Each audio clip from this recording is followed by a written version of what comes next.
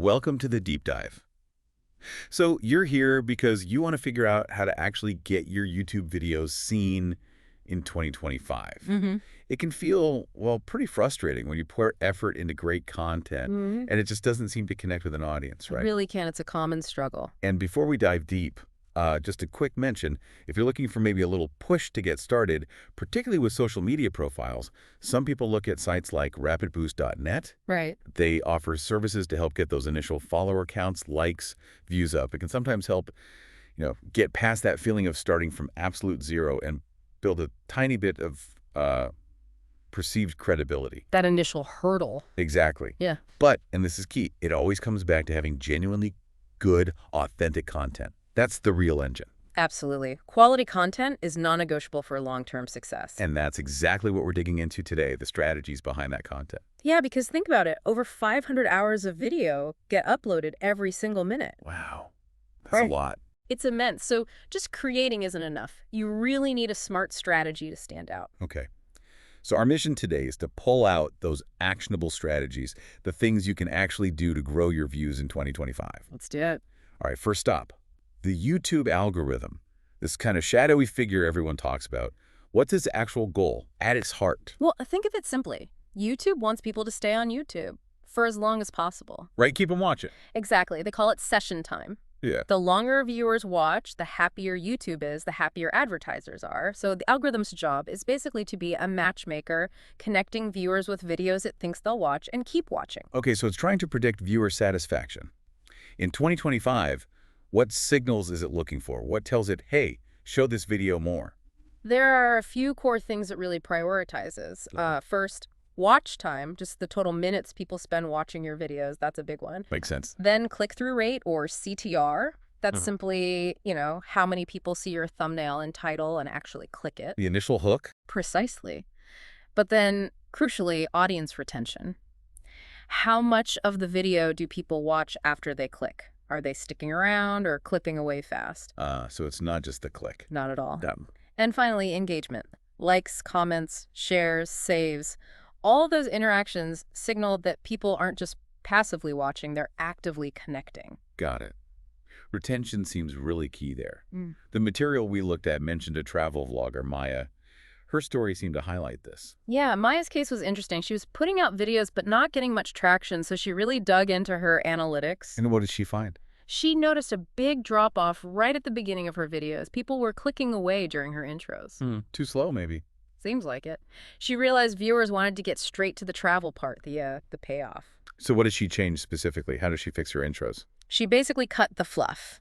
Instead of long greetings or setup, she started immediately with maybe a stunning visual from the trip or a quick, intriguing question about the destination. Like a hook right away. Exactly. A strong hook in the first few seconds. It wasn't just faster. It immediately showed the value or sparked curiosity. And the results were pretty dramatic, weren't they? Yeah. Like a 40% jump in average view duration. Yeah, a 40% increase, which is huge. And that told the algorithm, hey, people who click this actually watch it. Right. And consequently, YouTube started suggesting her videos much more often next to other travel content. Her organic views really took off. That's a great example. So thinking about Maya, what are some, let's say, less obvious tactics creators can use now to work better with the algorithm? Okay, well, one thing is that pattern interrupt idea in the first few seconds. Don't just do the standard, hey guys, welcome back. Maybe start with a weird sound, a super quick cut, a bold statement, something unexpected. Shake things up immediately. Right. Another thing, really treat your YouTube analytics like a detective case. Don't just see where people drop off, try to figure out why. Is it boring, confusing, too slow? Then adjust your next video based on that. Active learning from the data. Exactly. And when you ask for comments, don't just say leave a comment. Ask a specific, interesting question that invites a real response, something people actually want to answer or debate. Good point. Okay, so we hook them, we keep them watching, but they have to click first. Let's talk thumbnails and titles, those billboards. Crucial. Absolutely crucial. YouTube themselves say something like 90% of top videos use custom thumbnails. They're not optional anymore. But what makes a thumbnail work? What makes it irresistible? Think clear and compelling. Bold text that's easy to read even when it's tiny on a phone screen. High contrast helps. Readable is key. Definitely. Expressive human faces often work well. Showing emotion connects instantly. Keep the design clean, not cluttered. Focus on one main idea or feeling. Got it. And probably the most important thing, it has to accurately reflect the video content. Misleading thumbnails kill trust fast. Yeah, clickbait might work once, but it burns your audience long term. Okay, what about titles? How do we write ones that grab attention and help with search? Titles are a balancing act. You need to appeal to humans, make it punchy, clear, promise some kind of value. But you also need to think about the YouTube search engine. So keywords. Keywords are important, yeah. Try to get your main keyword, the core topic, in there early if it sounds natural. Using numbers often helps, like 5 ways to or how to. People like lists and guides. They do. Intriguing questions work well too, like, why is nobody watching your videos? It hits a pain point. Or promise a clear benefit, like, get 10K views this month, step by step. Those are solid examples. It feels like we need to be marketers as much as creators. You really do. It's part of the job now. And just like the video content, don't be afraid to experiment. Try different thumbnail styles, different title phrasings. Test things out. Yeah, use YouTube Analytics or tools like TubeBuddy to see what gets a better click-through rate for your audience. A/B testing can be really revealing. Right. Okay, so clicking and watching covered.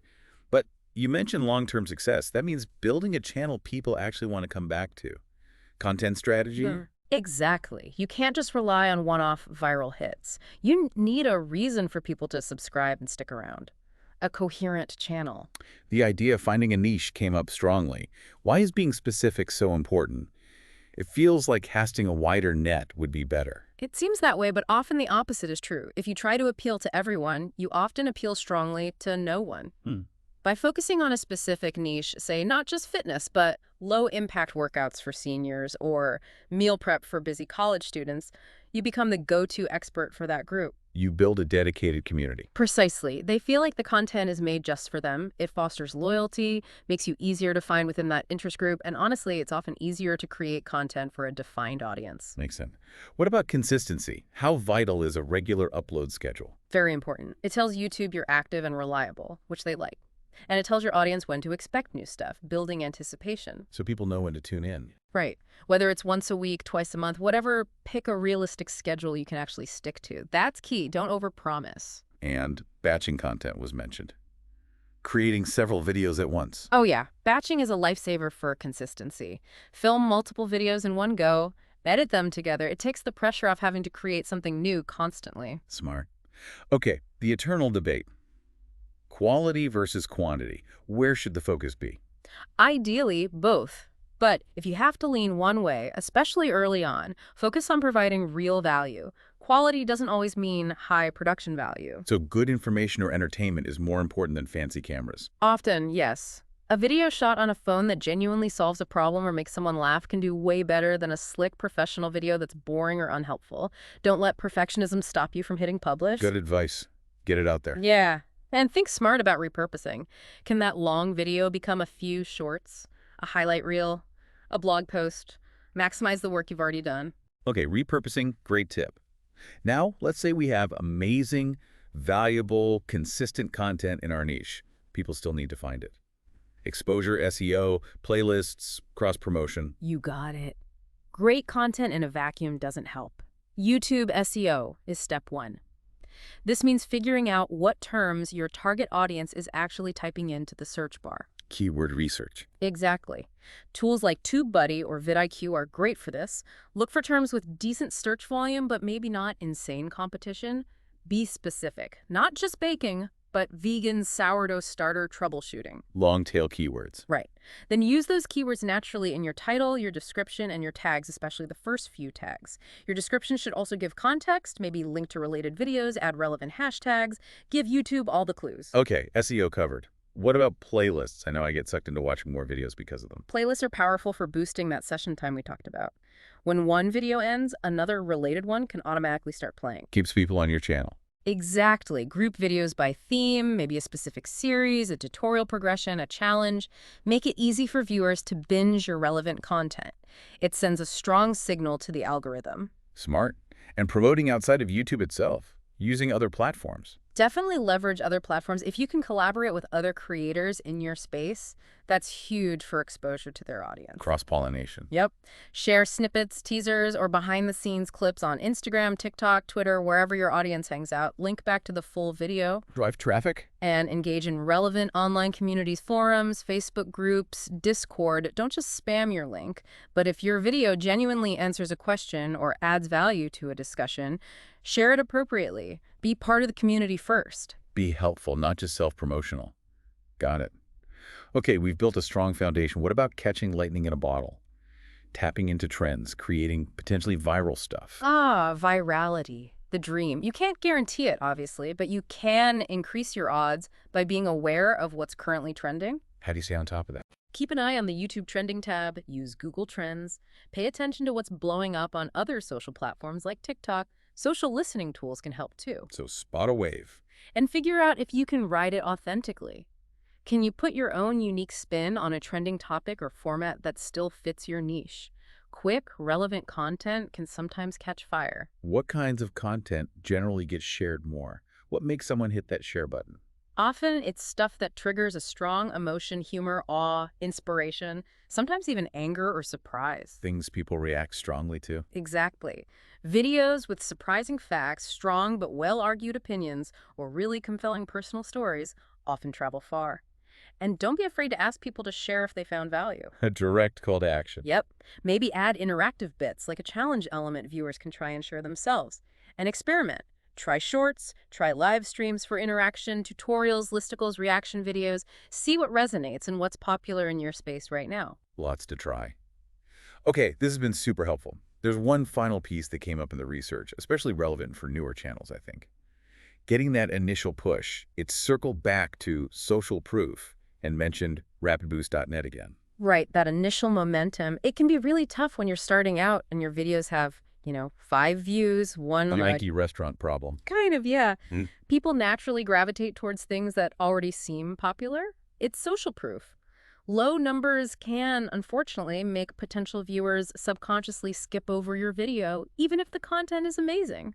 So that initial lack of engagement can be a barrier itself. It definitely can be. It's hard to get the snowball rolling downhill when there's no snow yet. And this is where a service like rapidboost.net might come into play, just to get things started. Potentially, yes. For some creators facing that initial blank slate, getting a small initial bump in views, likes, or followers can provide that first layer of social proof. Like priming the pump. Exactly. It can make the video look a little more established, maybe encouraging that first organic viewer to click, thinking, okay, someone else liked this. It can help break through that initial invisibility phase. Okay. But, and this is the really critical part, it absolutely has to be seen as just that, an initial catalyst, a tiny kickstart. Not the whole strategy. Not even close. It's completely pointless, maybe even detrimental if you don't follow it up immediately with genuinely high-quality, engaging, authentic content that keeps people watching and makes them want to subscribe organically. The boost just gets a few more eyes on it initially. Your content has to do the real work. That's a crucial distinction. It's a tool to potentially overcome the zero-view problem, not a magic bullet or a replacement for actual quality and community building. Couldn't have said it better myself. It's about maybe getting the door slightly ajar. Your content needs to pull people through and make them stay. Got it. So wrapping this all up, growing on YouTube in 2025, it's not one single trick. It's really a combination of strategies. Understanding how the algorithm thinks, crafting those compelling thumbnails and titles, having a solid content plan for your niche, making sure people can find you through SEO and playlists, and maybe smartly tapping into trends or using a small initial boost strategically. It's a holistic approach, and you have to remember, every huge channel started with zero. 0 views, 0 subscribers. It takes time. Patience and persistence. Absolutely. Consistency in applying these strategies, learning from your analytics, adapting. That's the path. It's a marathon, not a sprint.